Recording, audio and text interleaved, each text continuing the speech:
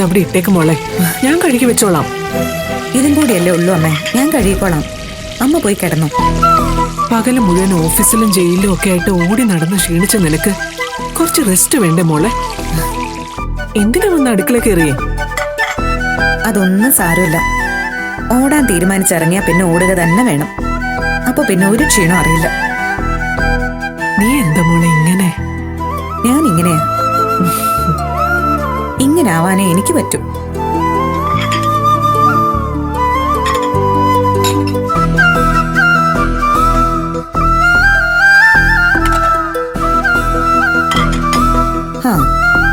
ഇനി എന്റെ അമ്മായിയമ്മയെ കിടത്തിയെന്ന് ഉറക്കുകയും കൂടി ചെയ്താ ഇന്നത്തെ എന്റെ ഡ്യൂട്ടി കഴിഞ്ഞു.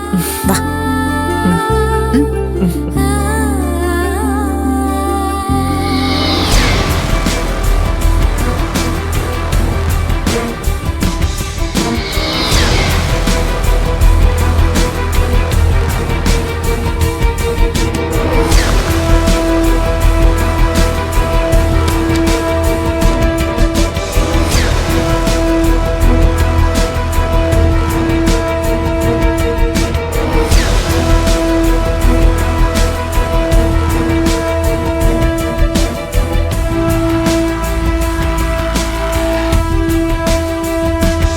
നിധി,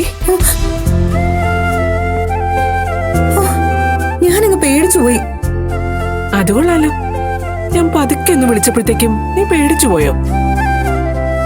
നീ ഇതുവരെ കിടക്കാത്തതെന്താ മോളെ? ഞാൻ കിടക്കാത്തതേ ചെയ്തു തീർക്കാൻ ഒരുപാട് ജോലി ഉണ്ടായിരുന്നതുകൊണ്ട്. അല്ല, സുഖമില്ലാത്ത അമ്മ ഈ നേരത്തെ എന്തിനാ ഇങ്ങനെ ഉറക്കമൊഴിഞ്ഞിരിക്കുന്നത്? ഞാൻ കുറച്ച് വെള്ളം എടുക്കാനായി പുറത്തേക്ക് ഇറങ്ങിയതാ. അപ്പോഴാ മുകളിലെ ലൈറ്റ് കണ്ടത്. എനിക്ക് തോന്നി നീ ഉറങ്ങിയിട്ടില്ലെന്ന്. ഒരു വലിയ ഉത്തരവാദിത്വം അല്ലേ അമ്മേ ഗൗതം എന്നെ ഏൽപ്പിച്ചിരിക്കുന്നത്. ഞാൻ ആ ഹൈടെക് സിറ്റി പ്രോജക്ടിന്റെ ടെൻഡറിന്റെ കാര്യങ്ങളൊക്കെ നോക്കുക. കൊള്ളാം. സമയം എത്രയായിന്ന് കണ്ടോ? ഇക്കാര്യത്തിൽ സമയം നോക്കാനൊന്നും തോന്നില്ലമ്മേ. ഗൗതം ചെയ്യുന്നത് പോലെ ആർക്കും ഒരു കുറ്റവും പറയാൻ പറ്റാത്ത വിധത്തില് ആ പ്രോജക്ട് റിപ്പോർട്ടും കൊട്ടേഷനും സബ്മിറ്റ് ചെയ്ത് വിജയിക്കണമെങ്കിൽ ഗൗതം എടുക്കുന്നതിന്റെ 100 ഇരട്ടി അധ്വാനം ഞാൻ ചെയ്യേണ്ടി വരും. നമുക്ക് ഈ പ്രോജക്റ്റിൽ ജയിച്ചേ പറ്റൂ. അതിനി കൊട്ടേഷൻ കൊടുക്കുന്നത് വരെ ഒരു പോളെ കണ്ണടയ്ക്കാതിരിക്കണമെങ്കിൽ അതിനും തയ്യാറാണ്. അതൊന്നും വേണ്ട. കേറിക്കിടന്ന് ഉറങ്ങുന്നു പറയാൻ എനിക്ക് പറ്റില്ലല്ലോ. വേണമെങ്കിൽ ഞാൻ നിനക്ക് കൂട്ടിരിക്കാം. അമ്മേ, മര്യാദയ്ക്ക് പോയി കിടന്ന് ഉറങ്ങാൻ നോക്ക്. ഇതിനിടയിൽ അസുഖം ഒന്നും വരുത്തി വെക്കാൻ നോക്കല്ലേ. ഞാൻ പെട്ടുപോകും. ചെല്ല്, വേഗം പോയി കിടന്നുറങ്ങും. നിനക്ക് കട്ടൻ ചായ വല്ലതും വേണോ? ഒരു കട്ടൻ ചായ കുടിച്ചാൽ കൊള്ളായിരുന്നു എന്ന് ഞാൻ ഇപ്പൊ ഓർത്തതേ ഉള്ളൂ. എങ്കിൽ ഞാൻ പോയി ഇട്ടോണ്ട് വരാം. അത് വേണ്ട, അമ്മ പോയി കിടന്ന് ഉറങ്ങിക്ക്. കുറച്ചുകൂടി പണി തീർത്ത് കഴിയുമ്പോ ഞാനൊരു കട്ടൻ ഉണ്ടാക്കിക്കോളാം. ചെല്ല്. പറയുന്നത് കേൾക്കമ്മേ. ചെല്ല്, പോയി കിടന്ന് ഉറങ്ങും. ശരി.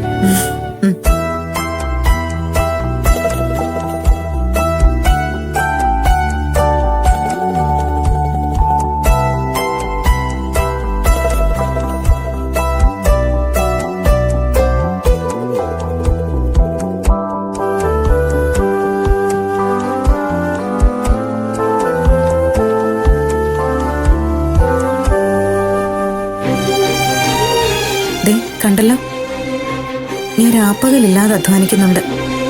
നമുക്ക് ജയിക്കണം ഗൗതം. അതിനു വേണ്ടി ഇതെല്ലാം. ഈ ടെൻഡറിൽ ഞാൻ തോറ്റുപോയാ അത് ഗൗതം തോറ്റതുപോലെ ആയിപ്പോവും. പക്ഷേ ഈ ഒറ്റപ്പെടൽ എന്നെ വല്ലാതെ വേദനിപ്പിക്കുന്നുണ്ട് ഗൗതം. പ്രണവിനെ കണ്ടെത്താതെ ജാമ്യത്തിന് ശ്രമിച്ചിട്ട് കാര്യമില്ലെന്ന വക്കീലന്മാർ പോലും പറയുന്നത്. പക്ഷേ അവനെ എങ്ങനെ കണ്ടുപിടിക്കും?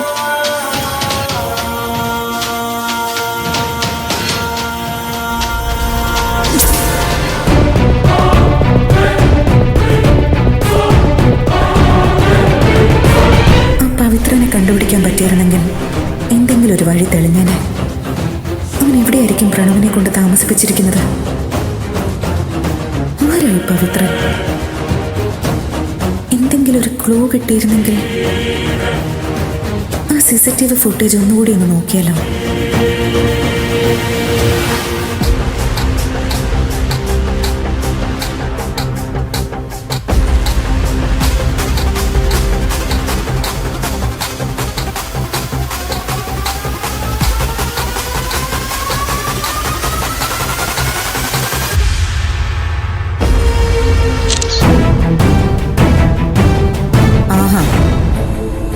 കിടന്നില്ലായിരുന്നോ?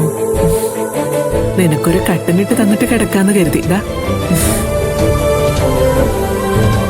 ടെൻഡർ തയ്യാറാക്കാനുണ്ടെന്ന് പറഞ്ഞിട്ട് നീ ഇതെന്ത് വീഡിയോ കാണുന്നേ? അമ്മേ, അത് അന്ന് പ്രണവിനെ ഗൗതം രക്ഷിച്ചില്ലേ, അതിന്റെ CCTV ഫുട്ടേജാണിത്. നീ ഒന്ന് പ്ലേ ചെയ്തേ.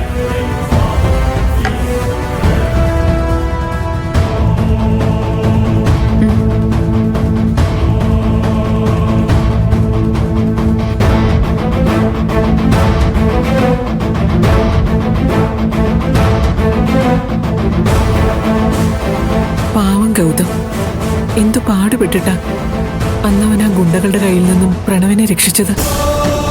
എന്നിട്ടിപ്പോ എന്തായി?